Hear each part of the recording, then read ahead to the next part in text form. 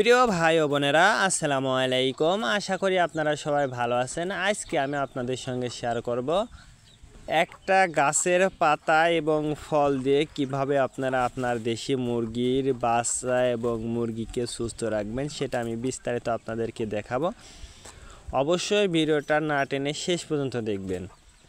এবং আপনারা যারা গ্রামে বসবাস করেন, অর্থাৎ গ্রামে যারা দেশি মুরগি লালন পালন করেন, তারা কিন্তু খুব সহজেই একটু পরিশ্রম, একটু চেষ্টায়, একটু ধৈর্য ধরে যদি আপনারা মুরগিগুলো পালন করতে পারেন, দেখবেন যে আপনারা দ্রুত সফলতার দিকে অবধারিত হবেন।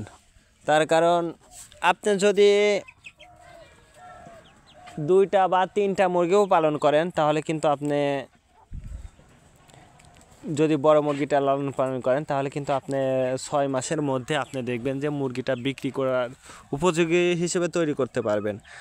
আর যদি আপনারা বাচ্চা কিনে আপনারা লালন পালন করেন, তাহলে কিন্তু একটু ঝুঁকি থাকে বেশি। যদি বলেন কিভাবে, তাহলে আপনারা বোর্ডিং খরচটা লাগবে। বোর্ডিংয়ের বিষয়টা কিন্তু আপনার যদি ধারণা না থাকে, তাহলে কিন্তু আপনি মুরগিটা লালন পালন করতে পারবেন না, দেশি মুরগি। আর যদি আপনি বড় মুরগি কিনে যদি ডিম বসায়া যদি আপনারা লালন পালন করতে পারেন, তাহলে আলহামদুলিল্লাহ আপনারা খুব সহজেই সফলতার দ্বার প্রান্তে পৌঁছাতে পারবেন। আপনার ওষুধ খরচ কমানোর জন্য আপনি যদি চেষ্টা করেন, আপনি কিন্তু সহজে ওষুধ খরচটা কমাইতে পারবেন। যদি বলেন কিভাবে সম্ভব, সেটা হচ্ছে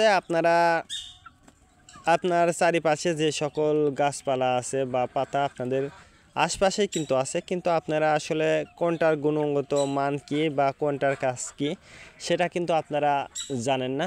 এটার কারণে কিন্তু আপনারা ন্যাচারালভাবে গাছপাতা দিয়ে এগুলো কিন্তু আপনারা চিকিৎসা করতে পারেন না। তো আমার এই ভিডিওগুলোর মাধ্যমে আমি আপনাদের ফুটিয়ে তুলতে চাই যে আপনারা কিভাবে গ্রামে বসে থেকে আপনারা কিভাবে মুরগি পালন করবেন, তাও ওষুধ ছাড়া। খুব সহজ। আপনারা যদি একটু পরিশ্রম, একটু ধৈর্য ধরে যদি আপনারা এভাবে চিকিৎসা করতে পারেন, তাহলে দেখবেন ইনশাল্লাহ আপনাদের ওষুধ খরচটা লাগবে না।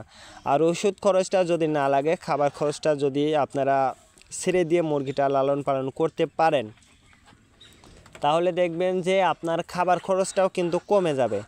তে ওষুধ এবং খাবার খরচটা যদি কম হয়, তাহলে ইনশাল্লাহ আপনি 6 মাসের মধ্যে আপনি আপনার লাভ অংশটা দেখতে পারবেন ইনশাল্লাহ। আর যদি আপনারা মনে করেন যে আমি খাঁচাতে মুরগিটা পালন করব বা মুরগিটা ধরে রেখে পালন করব, তাহলে ভাই একটু আপনার খরচটা, লাভ অংশটা কি কম হবে। তার কারণ আপনার যত খাবার খরচটা কমাইতে পারবেন, আর খাঁচাতে যদি আপনারা মুরগিটা লালন পালন করেন, তাহলে কিন্তু আপনার খাবার খরচটা কিন্তু বেশি হবে। আর ছেড়ে দিয়ে যদি মুরগিটা পালন করেন, তাহলে কিন্তু আপনার খাবার খরচটা কম হবে। এই দিক দিয়ে আপনাকে অবশ্যই চেষ্টা করতে হবে যে মুরগিটা ছেড়ে দিয়ে লালন পালন করা। আর ছেড়ে দিয়ে যদি লালন পালন করতে পারেন, ইনশাল্লাহ আপনারা সফলতার দ্বার প্রান্তে পৌঁছাতে পারবেন। আর দেশি মুরগির ক্ষেত্রে আমি বলবো যে দেশি মুরগির কিন্তু এমনি রোগবালাই কম, রোগ প্রতিরোধ ক্ষমতাটা কিন্তু বেশি। এক্ষেত্রে আপনারা এই যে এখন শীত আসছে, যাদের অল্প মুরগি আছে, অবশ্যই আপনারা চেষ্টা করবেন যে সকালবেলা রৌদ্র ওঠার পরে আপনারা দেশি মুরগিটা ছাড়বেন। তাহলে কিন্তু দেখবেন যে আপনার মুরগির ঠান্ডাজনিত সমস্যা, যে কোনো সমস্যা কিন্তু রোগবালাইটা কম হবে। আর একটা বিষয়, সেটা হচ্ছে আপনি যে জায়গায় মুরগিটা রাখবেন অবশ্যই শুকনা জায়গা হতে হবে। যদি ভিজা জায়গা হয়, তাহলে কিন্তু আপনি ওই জায়গায় মুরগিটা লালন পালন করতে পারবেন না।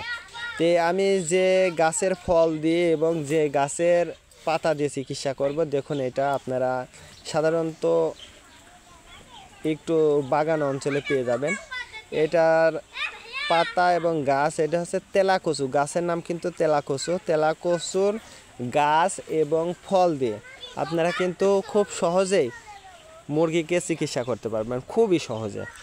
তে আপনারা শুধু একটু চেষ্টা করবেন এবং একটু পরিশ্রম করবেন, তাহলে দেখবেন যে ইনশাল্লাহ আপনার মুরগিগুলো সুস্থ থাকবে এবং মুরগিগুলো কিন্তু আপনি বেশি দামে বিক্রি করতে পারেন। আপনি যদি 1 কেজি ওজনের যদি 5টা মুরগি তৈরি করতে পারেন, তাহলে দেখেন আপনি আপনার এলাকার দাম অনুযায়ী আপনি হিসাব করেন, দেখেন আপনার কয় টাকা আসে। তো এইভাবে যদি আপনার 3টা যদি মুরগি থাকে, 3টা মুরগির যদি 10টা করেও যদি বাচ্চা থাকে, তাহলে কিন্তু 30টা বাচ্চা, 30টার ভিতরে আপনি ধরেন 5টা মারাই গেল, তারপরেও আপনার কিন্তু 25টা বাচ্চা থাকতেছে। এই 25টা বাচ্চা কিন্তু যদি আপনি লালন পালন করতে পারেন, তাহলে দেখবেন যে ইনশাল্লাহ আপনার ওই জায়গা থেকে লাভ অংশটা কত আসে আপনি নিজেই হিসাব করে দেখবেন। এই জন্য আমি বলবো যে দেশি মুরগির সেক্টরে আপনারা আসতে পারেন। আর একটা বিষয়, সেটা হচ্ছে সবচেয়ে ভালো হয় যে আপনার প্রশিক্ষণ বা রোগবালাই সম্পর্কে আপনাকে পূর্ণ ধারণা রাখতে হবে এবং আপনার কোনটায় কি ওষুধ বা কোন রোগের কি চিকিৎসা, এটা সম্পর্কে আপনাকে পূর্ণ ধারণা রাখতে হবে। এটা যদি আপনার ধারণা রাখতে পারেন, ইনশাল্লাহ আপনার খামারে আর কোনো ধরনের রোগবালাই হবে না। এবং একটু চেষ্টা করবেন, ধৈর্য ধরবেন, তাহলে